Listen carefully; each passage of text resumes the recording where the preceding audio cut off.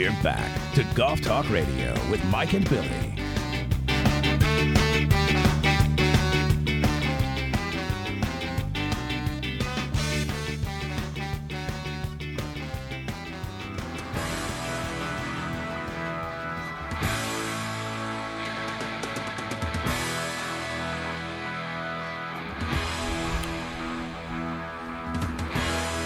Again, everybody, Golf Talk Radio with Mike and Billy. So glad you guys are with us. Want to thank a couple partners of ours, McPhee's Grill of Templeton, up in Templeton, California. Hometown cooking through and through.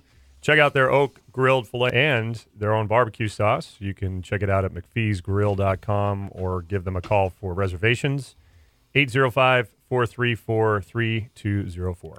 I got a clarification I must make sitting next to the doctor here. Yeah, we might have to play that one I'm back. telling you, man. I said spine. So anyways, he was surprised because Tiger Woods had lower back issues, and I guess there's a 3 and 4 down there somewhere. I had spinal fusion, which is up in my neck between 3 and 4, C3 and 4, I believe. Is that right? That is correct. And Tiger's is down the lower back. That's an L. That's a lumbar. Lumbar, see. So what's the C?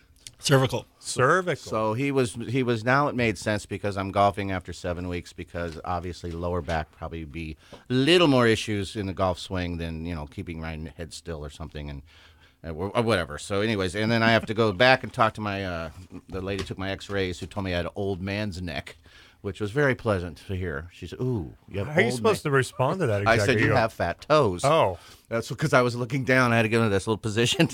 She laughed. She was really cute. But I said, what do you say of old man? She said, oh, that's what we call it. I didn't mean anything bad by it. It wasn't an age thing. It's how bad my... So anyways, do I have an old man's neck? We saw the pictures.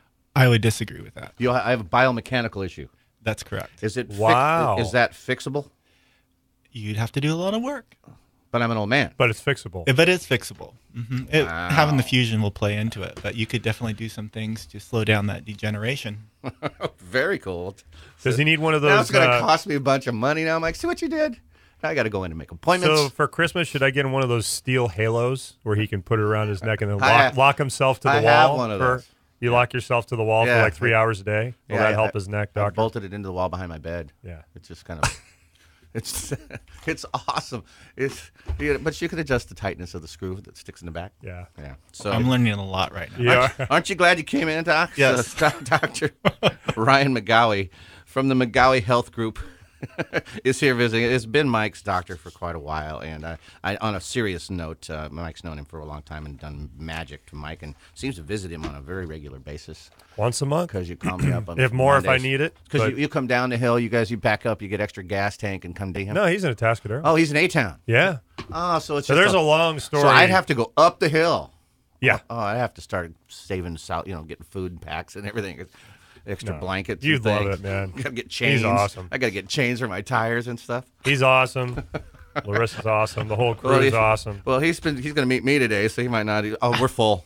We're not taking any new clients now. But anyways, welcome in, Doc. Thank you very much. You're with us, and I know Mike must have a bunch of questions for you, but I have a couple basic questions. But can you introduce yourself first, and if you whatever you'd like to share about you, on your history and where you're from and family, anything you want to share? Yeah, thank you. My name's Dr. Ryan McGaughey. I actually grew up in Atascadero. I think it's funny to hear. You're an A-Town alum. I don't call it A-Town. I always know people that aren't from Atascadero call it A-Town. But Atascadero, graduated high school in 95, went played baseball up at UC Davis. After Davis, went to Palmer College of Chiropractic and got my doctorate. It took another 4 years of school, so I was in school for quite a while.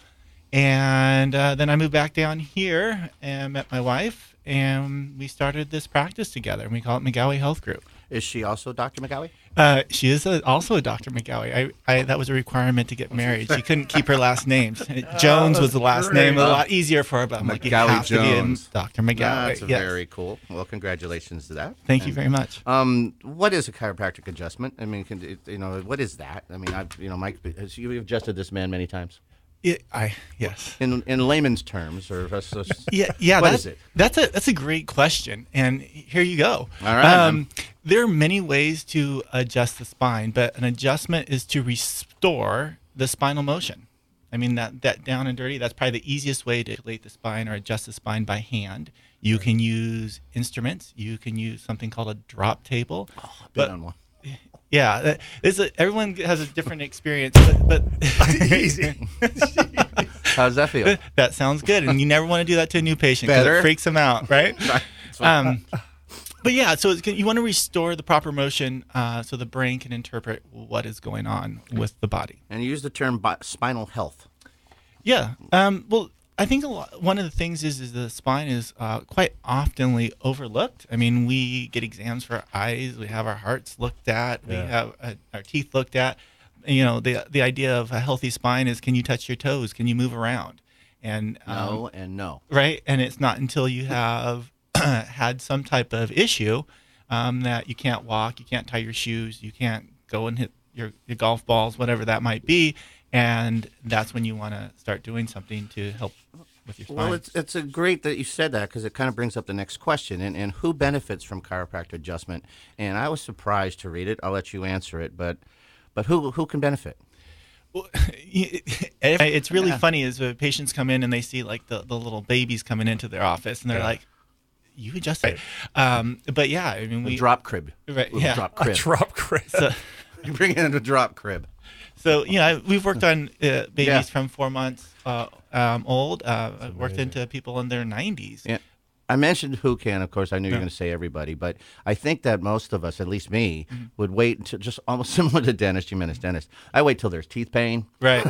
I'm one of those people. I'm sure I'm not alone there. Is that why you put the seat so far away from Yeah, me? pretty much From is, you? man. I gargled this morning. I did a little flossing away in here. I just didn't want you to drop me and smack me around here.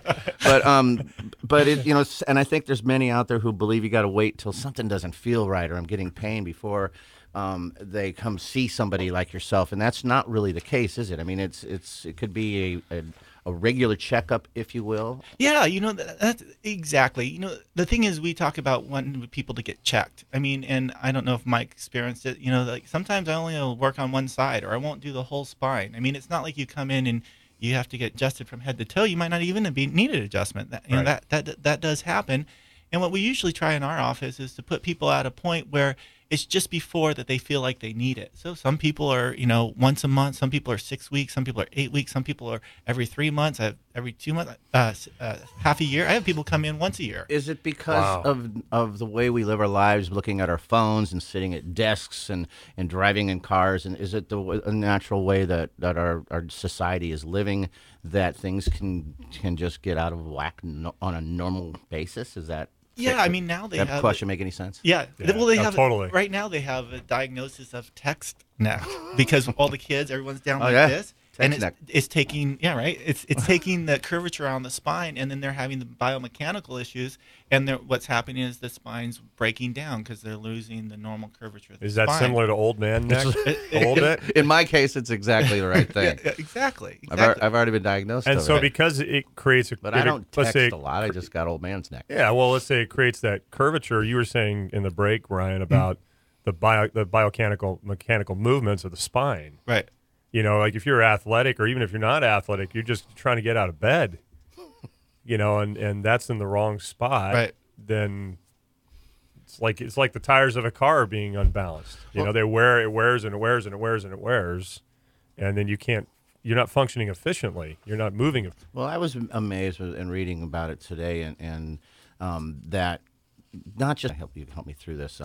What are some ailments or effects the body and the mind have if something is out of whack? And I use that in quotes because I don't know if that's out of whack is a technical term. If we'd say that if the bone was out of alignment, that's our preferred. So what thing, are some of the effects?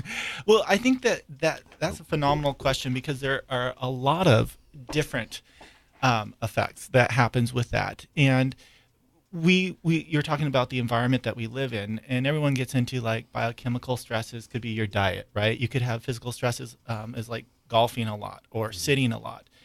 You can have emotional stresses, just you don't enjoy your job, and your body responds by creating a stress response, and it's inflammation.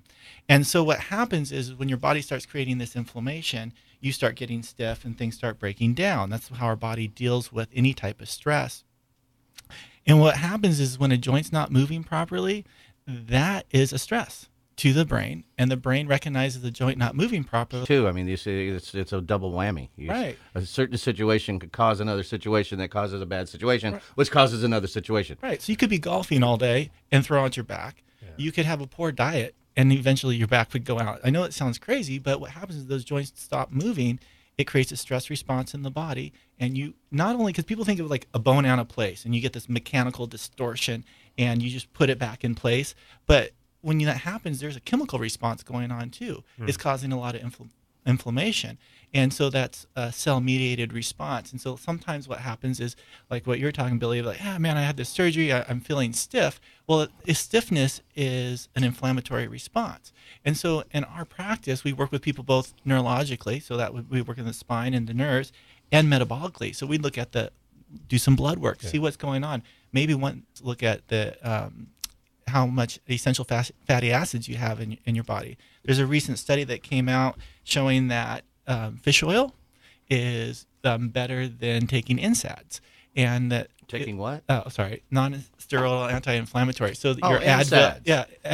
Is that like Advil and stuff like yeah, that? Really? Yeah, but the problem is that people all the time will say, "Well, I take that," but then it gets into, well, how pure is it? What's the quality of the fish oil? What's the amount of fish oil you're taking? Are you actually taking what they call EPA and DHA, which are the two components of the essential fatty acids? There goes my next three questions right there. So what we do when someone comes in, we're looking at the brain, we're looking at the spine, we're looking at the nerves that go to the organs, we're looking at the organs, what's going on with them, and making plans specifically to whatever you have going on. So you might not just have a back issue. What happens is a lot of times we'll be working with people and they're like, hey, I feel better. I think clearer. I'm not stiff and sore anymore. And I wanted to read this quote because I thought it was great to what we do. It says, the dysfunction of the spine appears to cause a distraction for the brain that makes it harder for it to actually see what is going on in other places. So I was thinking about people who have like neuropathy, right? They can't feel where their feet are. The reason they can't feel where their feet are is because the brain doesn't know where their feet are, right? Yeah. And then there's different levels of that. You might be starting going that direction. You don't have a neuropathy yet, but how would that be for like someone who's setting up to golf, right? They wouldn't know where their feet are. Their brain's not going to know where their hips are. Their brain's not going to know where their arms are. They've done functional neurology in the functional MRIs and have someone move their toe and while they're doing that, looking at the brain. And if you look at make a circle and just put dots all over in the brain, that's what it would look like. Well, then they would adjust them wherever they were out, and then put them back in the tube and have them move their big toe, and all those little dots that you saw would go to one focalized or localized area of the brain. Wow. Because the brain was more efficient of knowing what to do and where that body part was. Where's the disconnect? Let's say I think I might have neuropathy or something. I have a lot of nerve issues from the damage. Yeah. But where's the disconnect? Is somewhere along the spine? So, I mean, if you find out there's an issue, I don't know where my feet are. Right. And then there's nerve issues. Where's the disconnect from the brain to the feet? So the first part would be it's the brain. The brain is a big sensory organ. So, right, like you think of all your five senses. Most people don't think about, and this is where chiropractic works. It works with the sixth sense. Do you guys know what that is? It's a great movie. Yeah, exactly. I thought so too. So the sixth sense is something they call proprioception. So this is your awareness in space. It's where your brain's ability to know where you are in space. So you can put your hand behind your back, lift it off, and then move your finger, and you know exactly where that finger is. So when Billy, you're asking about like where is that on the line? Well, the brain's first got to know where your feet are. So, but just on that, you couldn't just work on someone's brain. You have to work on the nerves in the feet. But you can't just work on the nerves in the feet without stimulating them because the brain needs stimulation, right? That's how it receives everything. And then let's say like if you're a diabetic, you're having an oxidative response going on and it's breaking down the nerve endings. So if you don't ever take care of that, the metabolic side of things, you'll never get over the neuropathy. So like if someone came with that, we'd work with if let's say it's a blood sugar issue, right? We'd work with blood sugar. We'd be working with stimulating the nerves in the feet. We'd stimulate the nerves in the spine. We'd be making adjustments. We'd be lasering the brain. We'd be lasering the feet. We'd be doing all these different things that we do in the office to affect the entire body so it functions better. We just don't go and look at one thing. And I know Mike has a question. I'm sorry, I'll follow up after you. Well, we should take our break. I'll come back with. I'll pose the question and then we'll take a break and come back and answer it. So, I've been going to the chiropractor for many years, and I really started going when I got my vertigo incidents, which were probably almost 8-9 years ago. And I went to some of your colleagues and friends, and then they referred me up to you when I moved up to Paso. Every office that I've gone to, it's fascinating. They have on the wall the spine and the different areas of the spine and what parts of the spine relate to the parts of the body. So I guess my question is the spine the central command post, so to speak, of the body, or is it the brain?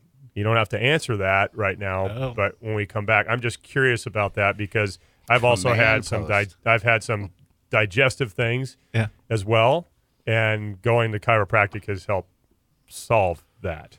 Yeah, so it leaves me thinking when I leave the office, I'm like, there's just so much more connection and being much more body aware.